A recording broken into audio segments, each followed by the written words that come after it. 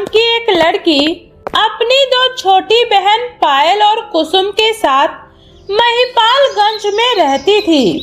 उसके सुंदर रंग रूप के साथ साथ उसके बाल भी बहुत ज्यादा लंबे और घने थे, जिस वजह से गांव की सभी लड़कियां और औरतें उन तीनों से बहुत ज्यादा जला करती थी।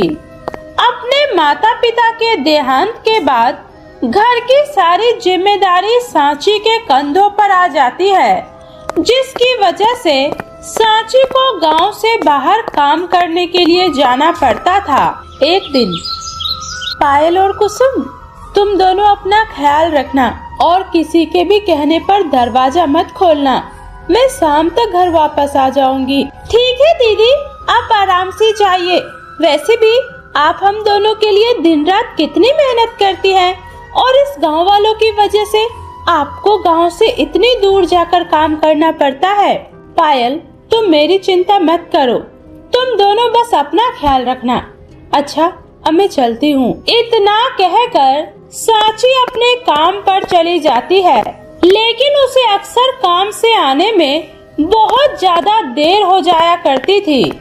एक दिन जब शाम को सांची घर वापस आती है तो उसी गांव की एक सुलोचना नाम की औरत गांव के मुखिया से जाकर कहती है, देख रहे हैं ना मुखिया जी, कैसे ये लड़की सुबह की गई इतनी रात में घर वापस आ रही है। मुझे तो इसके काम में ही कुछ गड़बड़ लग रहा है, वरना भला ऐसे अनाथ लड़की को काम पर कौन रखेगा। जरूर इसने अपनी खूबसूरती के जाल में किसी को फंसाया होगा। तुम सही कह रहे हो सुलोचना बहन, ऐसी लड़कियों का कोई भरोसा नहीं होता। ये तीनों तो पहले से ही अपने माँ बाप को खा गई है और अब हमारे गांव की बहू बेटियों को बिगाड़ने पे लगी है। लेकिन मेरे रहते हुए मैं इस लड़की को अपने गांव का नाम खराब नहीं करने दूंगा। इतना कहकर गांव का मुखिया गांव के कुछ लोगों को इकट्ठा करके सांची को गांव से बाहर ले जाता है और उसे एक पेड़ से बांध देता है, जिसके बाद सांची जोर जोर से चिल्लाते हुए कहती है, मुखिया जी, आप क्या कर रहे हैं?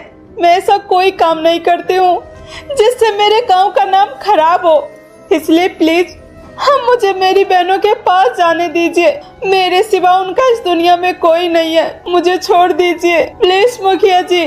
बंद करो ये अपना नाटक, मैं तुम्हारी बातों में नहीं फंसने वाला हूँ, इसलिए आज पूरी रात तुम इसी पेड़ से बंधी रहोगी, तभी तुम्हारी अकल ठिकाने आएगी। इतना कहकर मुखिया और गांव वाले मिलकर सांची को उस पेड़ से बांधकर वापस आ जाते हैं। वही सांची की दोनों बहनें कब से उसके घर आने का इंतजार कर रही थी। तभी कुसुम कहती है, अरे आज इतनी देर हो गई पर दीदी अभी तक घर वापस नहीं आई। इतना टाइम तो उन्हें कभी नहीं लगता है। मुझे तो दीदी की बहुत ज्यादा चिंता हो रही है। हाँ कुसुम, अब तो मुझे भी दीदी की बहुत चिंता हो रही है, वो इतना लेट तो कभी नहीं होती है।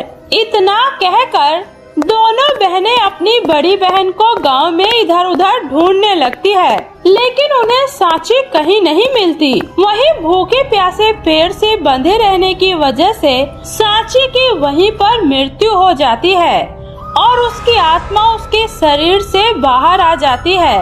और जब वो अपने घर जाकर देखती है तो उसकी दोनों बहनें भूखे प्यासे जमीन पर पड़ी होती है। ये देखकर सांची की आंखों में भी आंसू आ जाता है और वो कहती है, आज इन गांव वालों की वजह से मैं अपनी बहनों के साथ नहीं हूँ। पता नहीं अब ये लोग अपनी जिंदगी कैसे गुजारेगी। इतना कहकर सांची अपने बहनों के पास जाती है और उससे कहती है, पायल और कुसुम, उठ जाओ, देखो मैं यहाँ तुम्हारे साथ हूँ, अब तुम्हें चिंता करने की कोई जरूरत नहीं है। अपनी बहन की ऐसी आवाज सुनकर जैसे ही दोनों बहनें उठती है, वैसे ही वे सांची का रूप देखकर बहुत ज्यादा घबरा जाती है और कहती है, अरे नहीं, तुम तो चुड़ैल हो। देखो देखो, हमें छोड़ दो, हमने तुम्हारा क्या बिगाड़ा है, हमें छोड़ दो।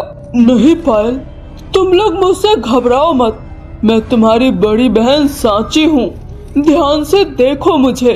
उस आत्मा की बात सुनकर पायल और कुसुम दोनों ही हैरान हो जाती है और कहती है, दीदी ये सब कैसे हो गया और आप हमें छोड़कर क्यों चली गई दीदी? आपके जाने के बाद हम लोग बिल्कुल अकेले पड़ गए हैं। हम दोनों ने आपको बहुत ढूंढा पर आप हमें कहीं नहीं मिली।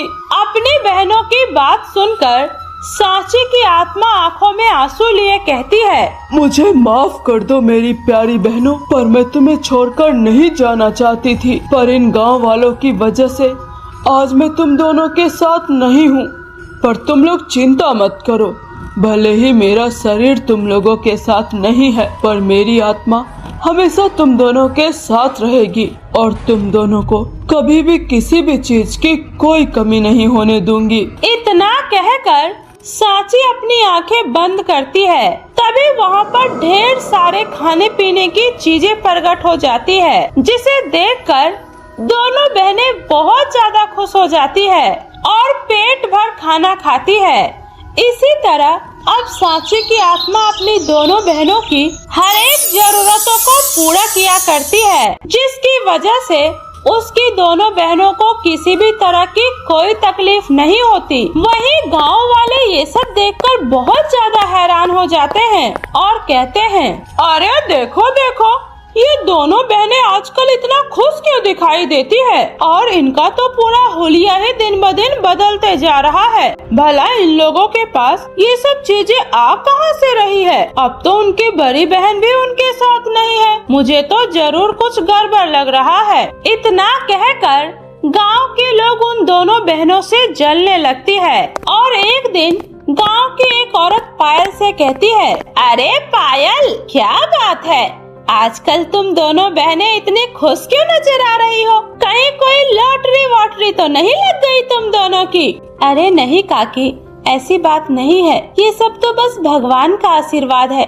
अच्छा अब मैं चलती हूँ। इतना कहकर पायल वहाँ से चली जाती है और घर आकर अपनी बहन की आत्मा से कहती है, आपको पता है दीदी, आज सुमोना काकी मुझसे पूछ रही थी कि आखिर हम लोग इतने खुश क्यों रहते हैं, पर मैंने उन्हें कुछ भी नहीं बताया। लगता है अभी भी इन गांव वालों से मेरी बहनों की खुशियां तक नहीं देखी जा रही। अरे पहले तो मुझे मेरी बहनों से दूर कर दिया और अब मेरी बहनों की खुशियों के पीछे पड़े हैं, लेकिन अब मैं तुम लोगों के साथ कुछ भी गलत नहीं होने दूंगी। इतना कहकर सांची की आत्मा गांव के लोगों को परेशान करने लगती है, जिसकी वजह से गांव के लोग बहुत ज्यादा घबरा जाते हैं और कुछ लोग तो गांव छोड़कर भी चले जाते हैं। तभी एक दिन जब सांची की आत्मा अपनी बहनों की मदद कर रही थी, तभी सुमोना खिड़की से छुपकर सब कुछ देख लेती है और गांव वालों को जाकर सारी बातें बता देती है, जिसके बाद गांव का मुखिया कहता है, अच्छा तो ये बात है, ये दोनों बहनें उस चुड़ैल की वजह से ये सब कर रही है, लेकिन अब मैं उस चुड़ैल को और इस गांव में भटकने नहीं दूंगा। इतना कहकर गांव का मुखिया एक तांत्रिक को बुलाता है और गांव में एक बहुत बड़ा हवन करवाता है, जिससे कि सांची की आत्मा सबके सामने प्रकट हो जाती है और कहती है, बंद करो ये हवन करना, आखिर तुम लोग ऐसा क्यों कर रहे हो? अरे तुम लोगों की वजह से आज मैं अपनी बहनों के साथ नहीं हूँ। कम से कम मरने के बाद तो मुझे अपनी बहनों के साथ रहने दो। सुन चुड़ैल, मरने के बाद तेरी दुनिया अब अलग हो गई है, इसलिए तू अब हम इंसानों की दुनिया में नहीं रह सकती है, इसलिए तुझे वापस जाना होगा। ठीक है, मैं अपनी दुनिया में वापस चली जाऊंगी, लेकिन उससे पहले इन गाँव वालों को मुझसे वादा करना होगा, मेरे जाने के बाद ये लोग मेरी बहनों को बिल्कुल भी परेशान नहीं करेंगे और उन्हें उनकी जिंदगी उनके हिसाब से जीने देंगे। ठीक है, आज के बाद तुम्हारी बहनों को इस गांव में कोई तकलीफ नहीं देगा और वो जैसा चाहे अपनी जिंदगी जी सकती है। मुखिया की बात सुनकर सभी गांव वाले भी उसकी हाँ में हाँ मिलाते हैं और साथ ही सांची की आत्मा से हाथ जोड़कर माफी भी मांगते हैं, जिसके बाद सांची की आत्मा हमेशा के लिए उस गांव से मुक्त हो जाती है। लेकिन जाने से पहले वो अपनी दोनों बहनों को हर एक सुख सुविधा की चीजें देकर जाती है, जिससे उन्हें अपनी जिंदगी गुजारने में किसी भी तरह की कोई तकलीफ नहीं होती और दोनों बहनें हंसी खुशी अपनी जिंदगी जीने लगती है।